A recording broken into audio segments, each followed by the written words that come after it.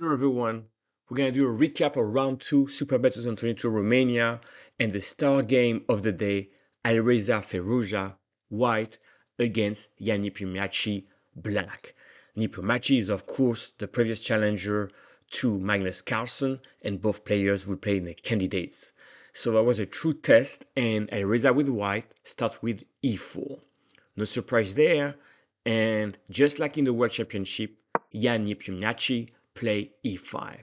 Now here, of course, knight f3 is a logical move, but then Nepomniachtchi will play knight f6. I'm not sure that Alireza was ready to show what he had in what we call the Petrov defense.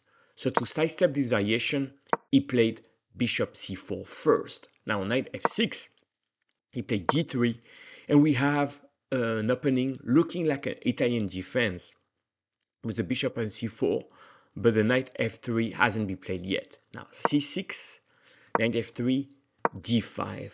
Typical of Nepomniachtchi is trying to control the center, and here you may say, well, let's develop the pieces. No, a5.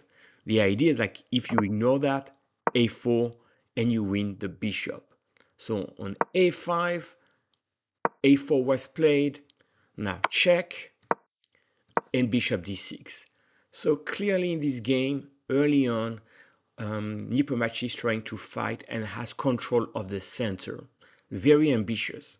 Here, would I say you can play castle, castle, rook e1. That's what I think white should have done, even though after bishop g4, the position is about equal.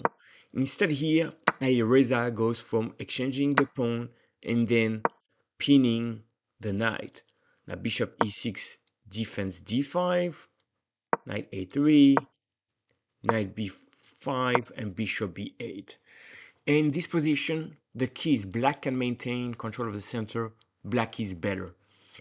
So here, logical was to play castle, and here figure out something, maybe rook e1, a Karyakin play bishop h4 against Nepo in Norway last year. Anyway, that'll be normal.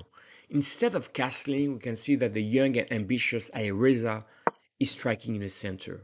But after that, he could still castle here and play a normal game. But he plays knight f1 first in order to reroute the knight. And the game becomes very complex. h6, bishop h4, bishop f4. Now, once again, a normal way to play would be you try to exchange the bishops, and then somehow you're going to play knight e3 and castle. But in this game, Alireza play h3, and his intention is to fight with the king in the center. Let's see. Rook e8 and e3 is one of the theme. And in this position, knight e3 would make sense to me, but g4 play. So Alireza with white trying to counter, maybe play g5, rook g1, knight e3, but the king in the center. And look at that rook. And the bishop here can come. The rook can support the attack. So in this position, I think black has a better chances. Now in the game, it became so complex, and now white as the king in the center. Obviously, you cannot castle because you have holes everywhere in the position. So Alireza wins a central pawn. Yes, he have won the d5, but look at all these positions. f4, h4, e3 is possible. So I think for the price of a pawn, I like black much better. And here, obviously, you cannot play castle because knight h4 is coming. e3 is always a threat.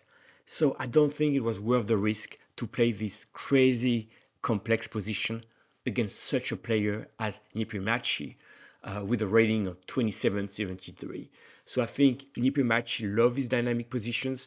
The position is very complex, but eventually Alireza under pressure made a mistake. I will not go to the entire game here. Let me just show you on move 33, queen h4, the rooks are coming, the king is on d1, and eventually in this position here, there was a lot of play, and actually Alireza could have repeated like this. You go like that, and you could have repeated, but he refused to repeat, and instead of coming here, played knight d1.